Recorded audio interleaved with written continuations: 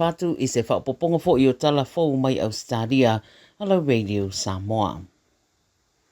E to tasisi ta mawa madiu ma le whaita wafe o tangata ua motu sia maire e le tise mai o lātou whale e o mai le teminei I le stete o New South Wales.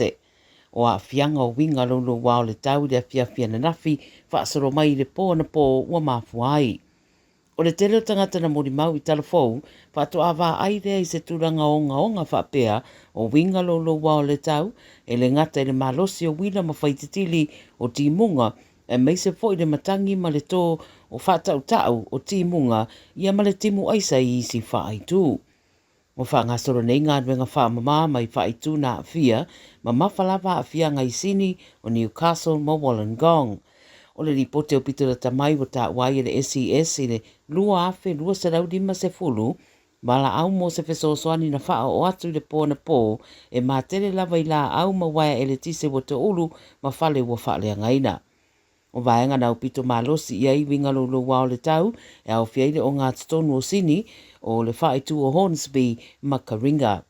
Whailoa le Osgrid I le wa ayatu I le whaale tonu wadia e mai le turanga le eletise I le taumate mō nisi o le ao o atu lava I le aso a tai au e le iola atu I ai le pawa ona o le tele o le ngā luenga e fia whaia.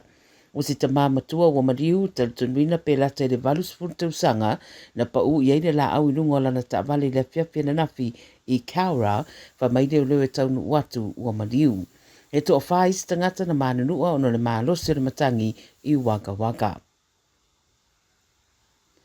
O Amanda Rishworth, leo le a vema minista o le NDIS, ona o le a malololi taia le minista sa iai o Bill Shorten.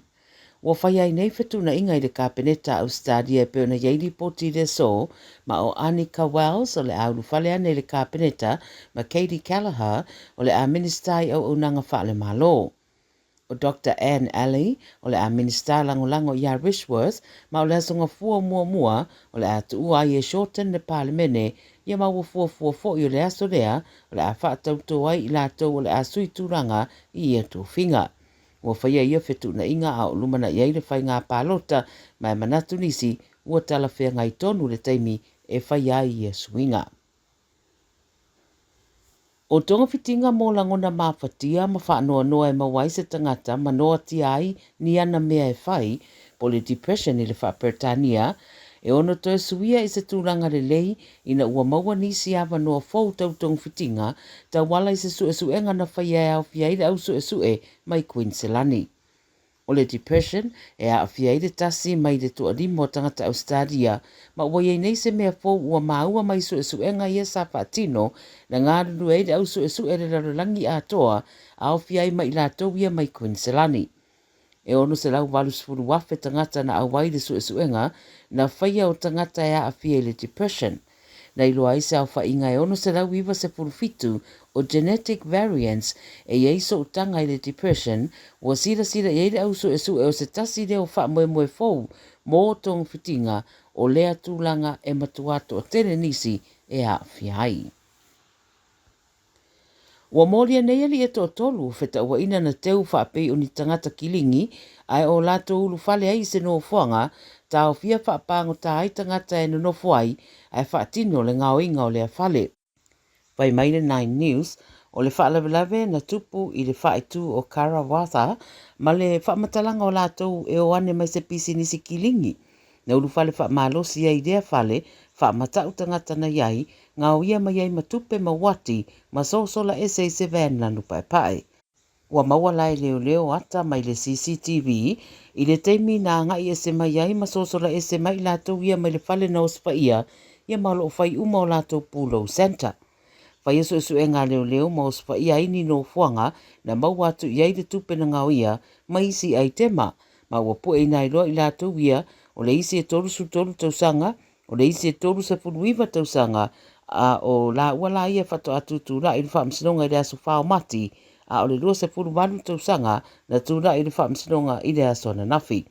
O le aso toru o le masina le nei na tupo I le whalawelawe a o le vai aso nei whato a pue nai ma mōlia I leo. Ma le tala muli, o whamatalanga atua o yo si ainga na mulo lato whale le tu isisifo me le pone, Ta waino la tu tau mo fai e longo tangata sai tu tonu le fale na mu, le wali puti e to tasi se tamai tai ua mani wai. O lo wha ngā soro nei su e ngā reo leo le whale mlame lea e trukanina, na wala awa nei la tau i le te o le lua i le maweao. O wha mtaranga me le fui mu le Fire Rescue Victoria, o ta wai e taunu watu a sa sao malo si le afi i le whale lea funga whale tolu, e to lua tangata o lo tau sa idia. Pai maina uru whare fui mu le no whanga na mu e su e tangata e au mawai le whale, pe i tai o le malo si le afi, na wha maru si ai le toe o mai fafo. Wha maonia e leo mai Victoria e to tasi te mai tai ua mariu, o lo wha tadia le wha maoninga o lea tangata, ai si dia mane lua i tū la o tau ta pele afi, ma ua wha lea ngaina le tele o vaenga o le whale. O lo wha tadia se ripoti le mafua anga o le nei afi, o le waweawa na rei la, na tupuai le nei whanabe nawe. Tala nā le Radio Samoa mo lau wha whanga mai, i le nei asa tofi.